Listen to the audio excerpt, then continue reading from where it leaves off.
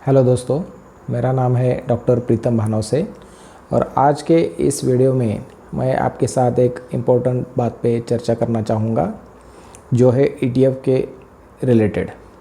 वैसे तो देखिए कि हमारे मार्केट में ETF के बारे में चर्चा पिछले कई सालों से चल रही है। बहुत सारे लोग ऑलरेडी जानते हैं कि ETF क्या होता है। ETF का फुल फॉर्म होता है एक्सचेंज ट्रेडेड फंड। हमें म्यूचुअल फंड के बारे में पता है, ऑलरेडी गवर्नमेंट भी कहती है कि म्यूचुअल फंड सही है, लेकिन म्यूचुअल फंड का एक छोटा सा ड्रॉबैक रहता है कि म्यूचुअल फंड का जो NAV रहता है वो मार्केट ख़त्म होने के बाद डिसाइड होता है और उसके अनुसार आप बाय या सेल करेंगे तो वो आपका ऑर्डर नेक्स्ट डे एग्जीक्यूट हो जाएगा। अगर आज जो NAV डिसाइड हुआ है, नेक्स्ट डे अगर मार्केट ऊपर ओपन हो गया तो अगर आपने सेल का ऑर्डर दिया है तो आज के हिसाब से ही आपका फंड सेल हो जाएगा। कल मार्केट अगर गैप अप ओपन होता है तो उसका जो बेनिफिट आपको मिलना चाहिए वो नहीं मिलेगा। इसका अपोजिट एग्जांपल देखिए, अगर आज आपने म्यूचुअल फंड बाय का ऑर्डर लगाया तो आज के NAV के हिसाब से आपका बाय एग्जीक्यूट हो जाएगा कल। लेकिन अगर कल मार्केट गैप डाउन ओपन हुआ तो आपका जो बाय है वो कल की NAV के अनुसार ही हो जाएगा। मतलब अगर मार्केट गैप डाउन हुआ तो उसका बेनिफिट आपको नहीं मिलेगा। ये एक छोटा सा ड्रॉबैक म्यूचुअल फंड में रहता है। लेकिन हमारा ETF जो है, ETF के साथ ऐसी प्रॉब्लम नहीं आती है। ETF जो रहता है वो मार्केट आवर्स में ही ट्रेड होता है, वो भी डायरेक्ट एक्सचेंज पे। मतलब जैसे कि कोई भी स्टॉक आप रियल टाइम में ख़रीदते हैं, बेचते हैं, उसी तरह से ये ETF भी आप डायरेक्टली ख़रीद या बेच सकते हैं रियल टाइम में। तो यहाँ पे कोई टाइम लैग नहीं है जैसे कि म्यूचुअल फंड में होता है। ये ETF का सबसे अच्छा बेनिफिट है। आप मार्केट की फ्लक्चुएशंस का डायरेक्टली फ़ायदा उठा सकते हैं। अगर मार्केट हाई चल रहा है तो वहाँ पे सेल करेंगे तो आपको अच्छा प्राइस मिलेगा। अगर मार्केट लो चल रहा है तो वहाँ पे आप बाय करेंगे तो आप सस्ते में ख़रीद पाएंगे। ये सबसे बड़ा ETF का बेनिफिट है। तो ETF की चर्चा करने की ज़रूरत आज क्यों है? क्योंकि देखिए पिछले 4-5 हफ्तों से जो अमेरिका ईरान वॉर चल रहा है, इसकी वजह से पूरे वर्ल्ड के मार्केट्स वोलेटाइल हो चुके हैं। इसमें हमारा इंडियन मार्केट भी कोई एक्सेप्शन नहीं है। हमारा निफ्टी 50 भी अच्छा खासा 3-4 हज़ार पॉइंट नीचे जा चुका है। अच्छे स्टॉक भी 20-30-40% तक करेक्ट हो चुके हैं और पूरे वर्ल्ड में एक डर का माहौल पैदा हो चुका है। अब तक आज तारीख है 14 अप्रैल, आज तक भी इस वॉर का कोई कंक्लूजन नहीं निकल पाया है, इस पे कोई डिसीजन नहीं हो पाया है और किसी को भी पता नहीं है कि ये कब तक चलेगा और इसका एंड कैसे होगा। तो ऐसे पैनिक सिचुएशन में हमारे जैसे इन्वेस्टर्स को अगर मार्केट में काम करना है, अगर कुछ ऐसे सिचुएशन में भी हम कुछ अच्छा इन्वेस्टमेंट करना चाहते हैं, कुछ छोटा मोटा प्रॉफिट कमाना चाहते हैं, तो वो काम हम कैसे करें? क्योंकि स्टॉक्स तो अभी इतने वोलेटाइल हो चुके हैं, तो यहाँ पे कैसे हम बाय करेंगे? तो इसका एक अच्छा सॉल्यूशन है, वो है ETF जो रहता है वो कई सारे स्टॉक्स का बास्केट होता है। इसकी वजह से उसमें डाइवर्सिफिकेशन इनबिल्ट बना रहता है। अगर किसी भी ETF में आप पैसे इन्वेस्ट करेंगे तो एक ही स्टॉक में जाने के बजाय कई स्टॉक्स में वो डिवाइड होके जाते हैं, तो वहाँ पे आपको डाइवर्सिफिकेशन का बेनिफिट मिल गया। और ETF जो रहते हैं वो स्टॉक्स के मुकाबले कम वोलेटाइल रहते हैं, मार्केट का इस पे इम्पैक्ट थोड़ा कम होता है। तो जैसे ही मार्केट अगर नीचे गया, स्टॉक्स बहुत सारे नीचे चले जाते हैं, लेकिन ETF जो रहता है वो इतने नीचे नहीं जाते हैं। ये पहला बेनिफिट होता है। ETF का दूसरा बेनिफिट होता है कि देखिए स्टॉक्स जो रहते हैं अगर वो नीचे गिर रहा है तो वहाँ पे एवरेजिंग करना गलत माना जाता है। गिरते हुए स्टॉक्स को एवरेजिंग मत करो, ऐसा तो आपने सुना ही होगा।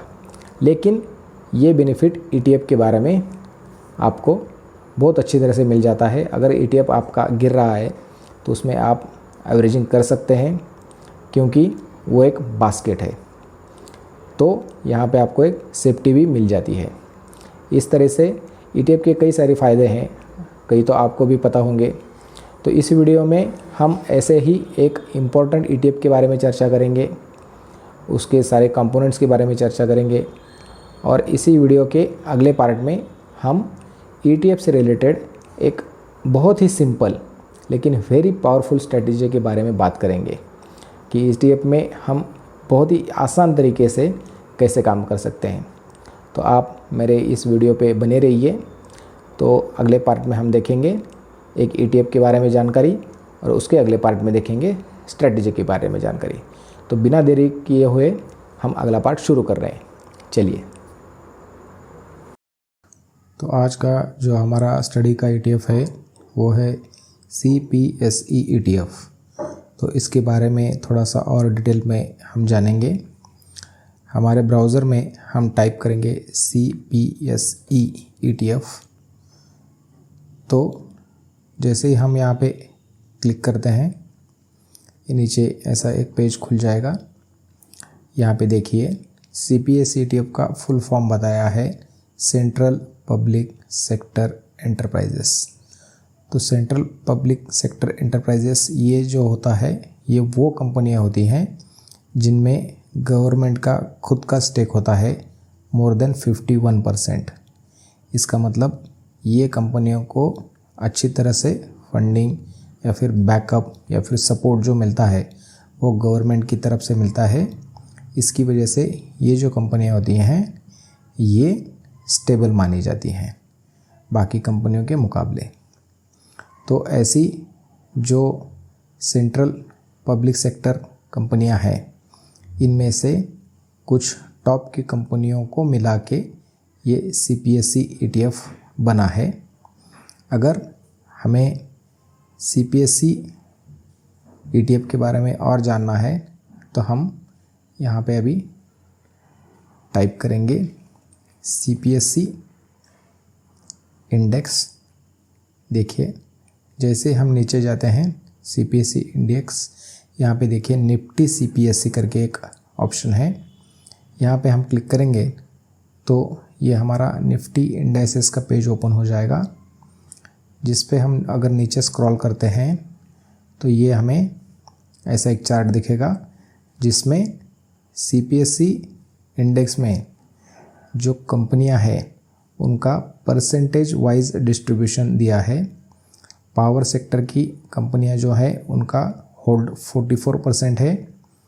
उसके नीचे ऑयल एंड गैस कंज्यूमेबल का 34% और उससे नीचे कैपिटल गुड्स का 21% तक और कंस्ट्रक्शन कंपनियों का 1% तक इसमें स्टेक है। अगर आप देखना चाहते हैं कि पावर सेक्टर की कौन कौन सी कंपनियां यहाँ पे आती हैं तो यहाँ पे आप डबल क्लिक कीजिए। जैसे ही आप डबल क्लिक करेंगे आपको दिखाई देगा कि NTPC 20% तक, पावर ग्रिड 19% तक, NHPC, NLC इंडिया और SJVN, ये 5 कंपनियों को मिला के पावर सेक्टर का 44% यहाँ पे बनता है। ऑयल एंड गैस में अगर आपको देखना है तो यहाँ पे डबल क्लिक कीजिए, आपको दिखाई देगा कि ONGC 15.73%, उसके नीचे कोल इंडिया 14.5% और ऑयल लगभग 4% तक। उसके बाद अगर आपको देखना है कि कैपिटल गुड्स में कौन सी कंपनियां हैं तो आप यहाँ पे डबल क्लिक कीजिए। देखिए भारत इलेक्ट्रॉनिक्स लिमिटेड 19% से ज़्यादा और कोचिन सिप 1% तक। और आखिर में आपको अगर देखना है कि कंस्ट्रक्शन में कौन सी कंपनियां हैं तो देखिए NBCC 1%। इस तरीके से CPSE ETF में 44% तक पावर सेक्टर की कंपनियां, ऑयल एंड गैस कंज्यूमेबल 34% तक, कैपिटल गुड्स की कंपनियां 21% तक और कंस्ट्रक्शन की कंपनियां 1% तक है। इस तरीके से ये सारे कंपनियों का पोर्टफोलियो मिला के हमारा CPSE ETF बनता है। और CPSE ETF की जो कंपनियां हैं, इन कंपनियों के बारे में अगर हमको और जानना है तो यहाँ पे हम क्लिक करेंगे CPSE ETF और यहाँ पे नीचे देखेंगे कि CPSE ETF पोर्टफोलियो होल्डिंग्स। यहाँ पे हम जैसे ही क्लिक करते हैं, ये मॉर्निंग स्टार की वेबसाइट है, ये ओपन हो जाती है। यहाँ पे हम क्लिक करेंगे और जैसे ही ये पेज ओपन होता है, ये पेज हमें दिखाता है कि CPSE ETF में जो कंपनियां हैं उनके पूरा नाम और उनका पोर्टफोलियो में वेटेज कितना है और उसके साथ उन कंपनियों का मार्केट कैप कितना है।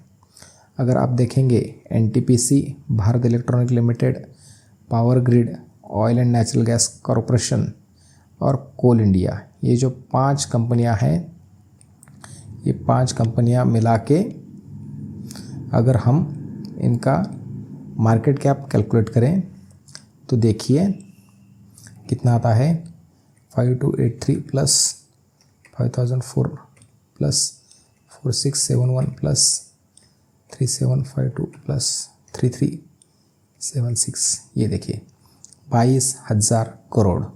सिर्फ ऊपर की 5 कंपनियां जो हैं इनका मार्केट कैप 22,000 करोड़ तक है। इसका मतलब इसमें CPSE ETF में जो कोई आदमी इन्वेस्टमेंट करता है, अगर उसकी इन्वेस्टमेंट पूरी डूबनी है तो पहले ये 5 कंपनियां डूबनी होंगी जिनका मार्केट कैप 22,000 करोड़ है। जब जाके 22,000 करोड़ डूबेंगे तब जाके आपके 1-2 लाख रुपए डूबेंगे। तो इसका मतलब CPSE ETF में हम जो इन्वेस्टमेंट करते हैं वो काफ़ी हद तक सुरक्षित है, क्योंकि 11 कंपनियों का ये पोर्टफोलियो है। उनमें से टॉप 5 जो कंपनियां हैं उनका मार्केट कैप 22,000 करोड़ तक है। और एक इम्पॉर्टेंट बात कि ये जो ऊपर की 5 कंपनियां हैं, ये पांचों कंपनियां हमारे निफ्टी 50 इंडेक्स का कंस्टिट्यूएंट है। मतलब इंडिया की टॉप 50 कंपनियां जो हैं उनमें से ये 5 कंपनियां हैं। इसकी वजह से CPSE ETF जो है वो काफ़ी हद तक सेफ है, डाइवर्सिफाइड है, इसलिए हम इसमें इन्वेस्टमेंट कर सकते हैं। तो चलिए अभी CPSE ETF के स्टडी करते हुए हम एक बहुत ही सिंपल और एक पावरफुल स्ट्रेटजी सीखेंगे। उसके लिए पहले हमें CPSE ETF का कुछ डाटा लेना पड़ेगा। मेरे ब्राउज़र में मैं यहाँ पे CPSE ETF करके टाइप करता हूँ और जैसे इंटर दबाऊँगा नीचे ये चार्ट ओपन हो जाता है। देखिए तो यहाँ पे ऊपर जो है वो टाइम ड्यूरेशन है 1 डे, 5 डेज़, 1 मंथ, 6 मंथ और 1 ईयर, 5 ईयर ऐसा करके। तो यहाँ पे मैं 5 ईयर सिलेक्ट कर लेता हूँ।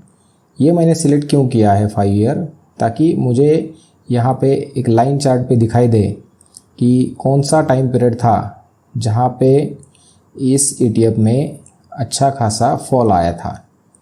तो यहाँ पे आप देख सकते हैं कि अगस्त 2024 से लेके ये ETF गिरना शुरू हुआ। लगभग 105 रुपये से ये ETF गिरते गिरते यहाँ 76 रुपये तक नीचे आ गया था। इसका मतलब लगभग 30% इसमें गिरावट आ गई थी। अगर समझो बाय चांस ऐसा हो गया कि आपने जब इस ETF में इन्वेस्टिंग शुरू किया और उसी दिन से अगर वो गिरना शुरू हो गया, तो हम इसमें कैसे काम करेंगे ये आज हम सीखेंगे। साथ ही साथ मैं आपको एक स्ट्रैटेजी बताता चलूँगा, आप ध्यान से देखिए और ये स्ट्रैटेजी समझ लीजिए। पर्पसफुली मैंने ऐसा पीरियड चूज़ किया है जहाँ पे ये ETF एकदम टॉप से नीचे गिरा था, क्योंकि बाय चांस ऐसा हुआ कि आपने इन्वेस्टिंग शुरू किया और उसी दिन से अगर ये गिरना शुरू हुआ तो क्या होगा, इसका आज हम स्टडी करेंगे। अगस्त 2024 से हम डाटा इकट्ठा करेंगे और उसका बैक टेस्ट करके देखेंगे। इसके लिए अभी मैं स्क्रॉल करते हुए और नीचे आऊँगा तो यहाँ पे हमें NSE इंडिया का पेज दिखाई देगा, जहाँ पे CPSE ETF का डाटा हमें मिल जाएगा। ये देखिए यहाँ पे हिस्टोरिकल डाटा करके ऑप्शन है, यहाँ पे अगर मैं क्लिक करूँगा और आगे जाके यहाँ पे क्लिक करके मैं टाइम ड्यूरेशन सिलेक्ट कर लूँगा। अगस्त 2024 से मुझे डाटा चाहिए, 1 अगस्त 2024 से मैं डाटा लूँगा और उसका आगे 1 साल तक का मैं डाटा यहाँ पे ले लूँगा, मतलब 31 जुलाई 2025 तक का डाटा। जैसे यहाँ पे गो पे मैं क्लिक करता हूँ, पूरा डाटा यहाँ नीचे फेच होके आ जाएगा। डाउनलोड CSV कर लेता हूँ तो ये डाटा मेरे लैपटॉप पे आ गया है। इसे जैसे मैं ओपन करता हूँ ये सारा डाटा ओपन हो जाएगा। इसमें से अननेसेसरी कॉलम मैं पहले डिलीट कर देता हूँ। Series delete, previous close LTP delete, VWAP 52 week high low, volume, value, number of trades, सारे कॉलम डिलीट। अब यहाँ पे सिर्फ date, open, high, low, close, ये सिर्फ कॉलम बचे हैं। आपको अच्छे से दिखाई दे मोबाइल पे भी, इसलिए इसका मैं फ़ॉन्ट साइज़ इंक्रीज कर लेता हूँ 16। ठीक है, अब ये डाटा जो है वो डिसेंडिंग डेट्स में है, तो इसे पहले हम असेंडिंग डेट्स में अरेंज कर लेंगे। डेट का कॉलम मैंने सिलेक्ट किया, sort and filter, oldest to newest. यहाँ पे एक्सपांड द सिलेक्शन, सॉर्ट, ये सब डाटा यहाँ पे सॉर्ट हो गया। ऊपर का जो रो है इसे मैं फ्रीज कर लेता हूँ, ताकि जैसे हम नीचे नीचे काम करेंगे ये ऊपर का टाइटल का रो वैसे की वैसे ही बना रहेगा। तो ये सब जो डाटा है इसमें हम फोकस करेंगे लो के कॉलम पे। तो इसे पहले मैं थोड़ा सा अलग कलर में हाईलाइट कर लेता हूँ। इसे मैंने ऑरेंज कलर में हाईलाइट कर दिया है। पूरा जो टेबल है इसके बॉर्डर्स मैं पहले अरेंज कर लेता हूँ, ताकि हमें ठीक से सब डाटा दिखाई दे। All borders, okay. चलो ये अच्छे से हमारा टेबल बन गया। अभी इसमें कुछ नए कॉलम हम ऐड करेंगे। इसमें जो नए कॉलम ऐड करेंगे उसमें हम देखेंगे, यहाँ पे एक कॉलम डालता हूँ मैं बाय प्राइस, उसके आगे मैं डालूँगा क्वांटिटी। इसका भी फॉन्ट साइज एडजस्ट कर लेते हैं, 16 कर देंगे। बाय प्राइस, क्वांटिटी, इन्वेस्टमेंट कितना हुआ, उसके बाद टोटल क्वांटिटी, टोटल इन्वेस्टमेंट, और आगे कॉलम बनेगा हमारा एवरेज बाय प्राइस। इसके बाद हमारा और एक कॉलम बनेगा टारगेट। ठीक है, इस तरह से हमने और कुछ नए कॉलम बना लिए हैं।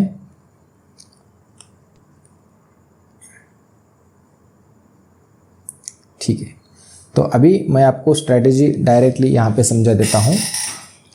देखिए हम क्या करेंगे कि हम 1000 रुपये के आसपास की क्वांटिटी बाय करेंगे, और जो बाइंग की प्राइस रहेगी वो रहेगी प्रीवियस डे का लो। अगर प्रीवियस डे के लो पे मार्केट आता है तो उस प्राइस पे हम 1000 रुपये तक की क्वांटिटी बाय कर लेंगे। ठीक है, तो ये देखिए 2 अगस्त को क्या हुआ, जो प्रीवियस डे का लो है 104.5, उसके नीचे मार्केट गया है। तो 2 अगस्त को हमारा बाय हो गया, और बाय हम कौन सी प्राइस पे करेंगे, प्रीवियस डे की लो प्राइस पे, मतलब 1 अगस्त का जो लो है 104.5, यहाँ पे हमने बाय कर लिया।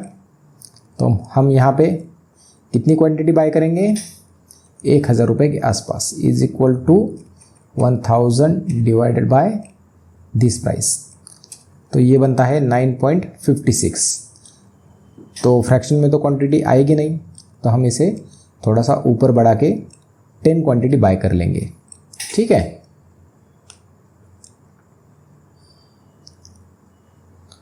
तो इन्वेस्टमेंट हमारा कितना हुआ?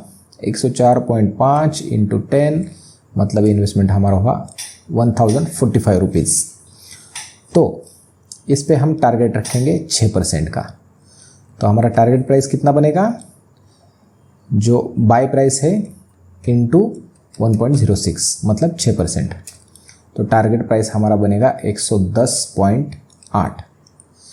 नेक्स्ट डे देखेंगे हम, क्या हमारा टारगेट आया है? हाई में देखिए नहीं, नेक्स्ट डे मार्केट 104 तक हाई मार के नीचे आ गया, तो हमारा टारगेट यहाँ पे नहीं आया।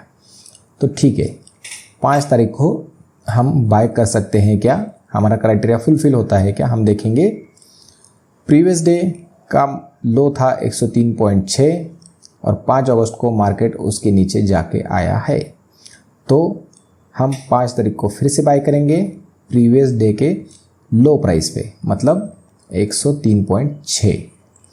तो इस दिन हमारी क्वांटिटी कितनी आएगी? 1000 रुपये डिवाइडेड बाय दिस प्राइस, तो अगेन इट कम्स 9.65। तो राउंड फिगर हम करेंगे 10। तो इस दिन भी हमारा इन्वेस्टमेंट कितना हुआ? बाय प्राइस इनटू क्वांटिटी, तो इन्वेस्टमेंट हो गया 1036 रुपीज़। तो यहाँ पे देखिए हमारा टोटल क्वांटिटी कितनी हो गई? This quantity plus this quantity, 20 quantity. Total investment कितना हो गया? This investment plus this. तो अब हमारा एवरेज बाय प्राइस बनेगा total investment divided by total quantity, 104.05। तो टारगेट प्राइस कितना बनेगा? एवरेज बाय प्राइस पे 6%, 110.3। नेक्स्ट डे देखिए हाई 103 तक ही गया है, मतलब टारगेट हमारा आया नहीं। तो चलिए 6 तारीख को हम बाय कर सकते हैं क्या? देखेंगे 6 तारीख के पहले 5 अगस्त को जो लो बना है उसके नीचे मार्केट 6 तारीख को जाके आया है, तो 6 तारीख को हम फिर से बाय करेंगे और प्रीवियस डे के लो पे, मतलब 99.25। तो इस दिन क्वांटिटी कितनी बाय करेंगे? 1000 रुपये divided by this price, so it becomes 10.08। तो इसे राउंड ऑफ करके हम करेंगे 11। 1000 रुपये से कम तो हम बाइंग करेंगे नहीं। तो 6 तारीख को हमारा इन्वेस्टमेंट कितना हो गया? Is equal to buy price into quantity, that becomes 1092 rupees. तो टोटल क्वांटिटी हमारी कितनी हो गई?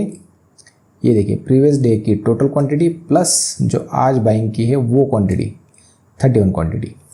टोटल इन्वेस्टमेंट कितना हो गया? प्रीवियस डे तक का टोटल इन्वेस्टमेंट प्लस आज का इन्वेस्टमेंट, और एवरेज प्राइस कितना होगा? Total investment divide by total quantity. इसे हम डेसिमल पॉइंट थोड़ा एडजस्ट कर लेते हैं, ये देखिए 102.35। तो अब हमारा टारगेट प्राइस बनेगा इस एवरेज बाय प्राइस पे 6%, 108.5। अगले दिन देखिए मार्केट का हाई वहाँ तक गया नहीं, तो हमारा टारगेट आया नहीं। फिर से हम देखेंगे 7 तारीख को अगर हम बाय करेंगे तो प्रीवियस डे के लो पे बाय करेंगे। प्रीवियस डे का लो बना था 99 रुपीज़ और 7 तारीख का लो बना है 100.7, मतलब मार्केट प्रीवियस डे का जो लो है वहाँ तक नीचे नहीं गया, तो इस दिन हमारा बाय नहीं होगा। ठीक है, चलो अब 8 तारीख को देखते हैं। 8 तारीख को देखिए अगर हमें बाय करना है तो प्रीवियस डे का जो लो है 100.7, उसके नीचे मार्केट गया था 100.3 तक, तो 8 तारीख को हमारा बाय हो जाएगा प्रीवियस डे के लो पे, मतलब 100.7 पे। Quantity 1000 rupees divided by this price 9.93, तो राउंड ऑफ करेंगे इसे 10 तक। तो इस दिन हमारा इन्वेस्टमेंट हो गया buy price into quantity 1007 rupees. Total quantity previous total quantity plus आज की quantity 41। Total investment previous total investment plus आज की इन्वेस्टमेंट, ये देखिए। तो एवरेज प्राइस हमारा बनेगा total investment divided by total quantity. तो इसे हम थोड़ा सा डेसिमल पॉइंट एडजस्ट कर लेंगे। अब हमारा टारगेट प्राइस बनेगा एवरेज बाय प्राइस इंटू 1.06, 108.1। इस तरह से हम ये काम आगे करते चलेंगे जब तक हमें हमारा टारगेट नहीं मिल जाता। हर दिन हम सिर्फ 1000 रुपये की ही बाइंग करेंगे और इस तरीके से जब तक टारगेट नहीं मिलता तब तक ये काम चालू रखेंगे। तो ऐसा करते करते देखिए, मैंने ये शीट ऑलरेडी पूरी सॉल्व कर ली है। डायरेक्टली इसका एंड रिज़ल्ट मैं आपको दिखाता हूँ। ये देखिए, इस तरह से बाइंग करते हुए अगर हम नीचे चलेंगे तो हमारा टारगेट जो है वो फाइनली हमें 17 जून 2025 को मिल जाएगा। मतलब ये शुरुआत हमने की थी 1 अगस्त 2024 से और टारगेट मिला 17 जून 2025 को। मतलब लगभग 10 महीने और 15 दिन, 10.5 महीने के बाद हमें यहाँ पे टारगेट मिला है। उस दिन क्या होता देखिए, यहाँ पे मैंने लिखा है सोल्ड, कौन सी प्राइस पे सेल किया 94.57 और टोटल क्वांटिटी कितनी थी 1277 और जो सेल किया उसके बाद हमें प्रॉफिट कितने मिला 5750 रुपीज़। और ये पूरा ट्रेड कंप्लीट होने के लिए डेज़ कितने लगे 320 डेज़। तो अभी आपने देखा कि किस तरह से इस ETF में हमने काम किया। जब हमने इसमें इन्वेस्टमेंट शुरू किया था तब से लेके हमारा ट्रेड कंप्लीट होने तक इसने 320 दिन लिए हैं, कैलेंडर के 320 डेज़, मतलब 10.5 महीने। और हमें जो 6% का टारगेट मिला है वो पूरी अमाउंट पे मिला है जो हमने इन्वेस्ट किया था 1,15,000। तो आप में से कई लोग अभी ये सोचेंगे कि 10-10.5 महीने ये ट्रेड चला और इसमें सिर्फ 6% का प्रॉफिट मिला है, तो इसमें इतना बेनिफिट क्या है। लेकिन देखिए, इसमें एक सोचने वाली बात है कि एक्चुअली हमने ये बैक टेस्ट करने के लिए जो पीरियड चूज़ किया था वो ऐसा चूज़ किया कि जिसमें डे 1 से ही लेके ये ETF गिरता चला गया। समझो, ऐसा कभी आपकी लाइफ में सिचुएशन आया कि कोई ETF आपने चूज़ किया और उसी दिन से वो गिरना शुरू हो गया। तो ऐसे वर्स्ट सिनेरियो में भी कैसे हम काम करेंगे, ये हमने अभी रियल डाटा पे बैक टेस्ट करके देखा है। अगर ऐसा भी कोई भी सिचुएशन आया कि आपने ETF में एंट्री ली और उसी दिन से वो गिरना शुरू हो गया, फिर भी आपको कोई भी डरने की ज़रूरत नहीं है, क्योंकि ETF तो है ही बास्केट, 10-11 स्टॉक का ये बास्केट है। इसमें अगर आप नीचे जाते हुए भी उसमें और क्वांटिटी ऐड करेंगे तो भी आपको कोई डरने वाली बात नहीं है, क्योंकि जैसे म्यूचुअल फंड रहता है उसी तरीके से ये एक स्टॉक का बास्केट है। तो इसमें अगर आप नीचे जाते हुए भी और क्वांटिटी ऐड करेंगे तो भी ये आपके लिए स्टॉक से ज़्यादा सेफ़ है, क्योंकि स्टॉक तो हम जैसे नीचे गिरता गया तो उसमें हम एवरेजिंग नहीं कर सकते, गिरते हुए स्टॉक में एवरेजिंग करना मना है। लेकिन ETF में आप ये कर सकते हैं।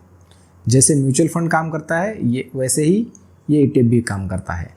लेकिन ETF में आप डिसाइड कर सकते हैं कि आपको कब एंट्री लेनी है, कब एग्ज़िट लेनी है।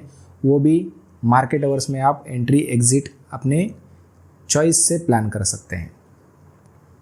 अभी इस बैक टेस्ट में हमने देखा कि जो 1,15,000 इन्वेस्ट हुए थे वो पूरे के पूरी अमाउंट डे 1 पे इन्वेस्ट नहीं हुई थी। हमने सिर्फ 1,000 रुपये से ही इसमें इन्वेस्टमेंट शुरू की थी और जैसे जैसे और इसमें हमें चांसेस मिले, जैसे जैसे नीचे गिरता गया उसमें हम और क्वांटिटी ऐड करते गए। और एक बात आपको इस बैक टेस्ट से पता चलेगी कि जैसे जैसे ETF नीचे गया, जैसे जैसे उसका प्राइस कम होते गया, वैसे वैसे क्वांटिटी उसमें ज़्यादा ऐड होती गई। जब वो ऊपर था तो क्वांटिटी कम इन्वेस्ट होती थी, जैसे जैसे वो नीचे गया वैसे वैसे उतने ही अमाउंट में क्वांटिटी बढ़ गई। तो इसका मतलब जैसे नीचे जाएगा वैसे और ज़्यादा क्वांटिटी उसमें आपकी ऐड होगी, आपका एवरेज बाय प्राइस है वैसे ही जल्दी से नीचे आ जाएगा। और जैसे ही मार्केट टर्न होगा, जैसे ही ये ETF टर्न होगा, वैसे ही झट से वो आपको टारगेट दे के जाएगा। तो दिन इसमें लगे हैं 320, लेकिन बाइंग जो है वो सिर्फ 115 बार ही हुई है, क्योंकि बीच में कुछ हॉलीडेज़ आए थे, बीच में कई दिन मार्केट तो ट्रेड हुआ, ये ETF तो ट्रेड हुआ, लेकिन उस दिन प्रीवियस डे का लो ब्रेक न होने की वजह से हमारा बाइंग हुआ ही नहीं, एंट्री हुई नहीं। तो इसलिए इस ट्रेड को कंप्लीट होने में लगे 320 दिन, लेकिन बाइंग सिर्फ 115 बार ही हुई है। जो अमाउंट लगा था 1,15,000, वो पूरा का पूरा अमाउंट डे 1 पे नहीं लगा, बिल्कुल धीरे धीरे, बिल्कुल स्टेप बाय स्टेप इसमें हमने इन्वेस्टमेंट किया है। जैसे ही मार्केट नीचे गया वैसे ही हमें और ज़्यादा मौका मिला, बिल्कुल डरने वाली इसमें कोई सिचुएशन बनी नहीं। तो ये सबसे बड़ी इसका सबसे बड़ा ये बेनिफिट है, क्योंकि जब मार्केट गिरता है, जब कोई स्टॉक गिरता है तो सभी लोग डर जाते हैं, लेकिन ETF में जैसे मार्केट गिरेगा, जैसे ETF गिरेगा, वैसे और ज़्यादा आपको खुशी महसूस होगी, चलो और एंट्री मिल रही है, और ज़्यादा क्वांटिटी जा रही है। तो ये स्ट्रेटेजी आपका मार्केट तक का डर जो है वो आपके दिल से निकाल देगी। जब पूरी दुनिया डर रही होगी तब आप खुश हो रहे होंगे कि और ज़्यादा मुझे इसमें इन्वेस्ट करने की अपॉर्चुनिटी मिल रही है। तो कैसी लगी आपको ये स्ट्रेटेजी? सीधा साधा आदमी जिसको ज़्यादा कोई स्टॉक मार्केट का नॉलेज नहीं है, जो चार्ट पढ़ना नहीं जानता, जो कंपनी के फंडामेंटल्स नहीं जानता, वो भी इस ETF की सहायता से मार्केट से कम रिस्क में और शांति से पैसा कमा सकता है। मेरे ख्याल से ये बेस्ट स्ट्रेटजी है। आप ये वीडियो पूरा देखिए, अच्छी तरह से समझ लीजिए। डिस्क्रिप्शन में मैंने इस बैक टेस्ट का लिंक दिया है, वहाँ से वो पूरी शीट आप स्टडी कीजिए और आप मुझे कमेंट में ज़रूर बताइए कि ये वीडियो आपको कैसा लगा, स्ट्रेटजी आपको कैसी लगी। अगर आपको ये वीडियो पसंद नहीं आया, स्ट्रेटजी नहीं पसंद आई, तो आप मेरे वीडियो को बिंदास डिसलाइक करके चले जाइए। अगर आपको ये अच्छा लगा तो आप मेरी वीडियो को लाइक कीजिए, चैनल को सब्सक्राइब कीजिए। आगे और वीडियोस ऐसे आने वाले हैं जिसमें एकदम सिंपल तरीके से कैसे स्टॉक मार्केट में हम काम कर सकते हैं, ये आपसे मैं शेयर करूँगा। तो आप मेरे चैनल पे बनी रहिए। फिर मिलते हैं अगले वीडियो में, तब तक के लिए बाय बाय, थैंक यू।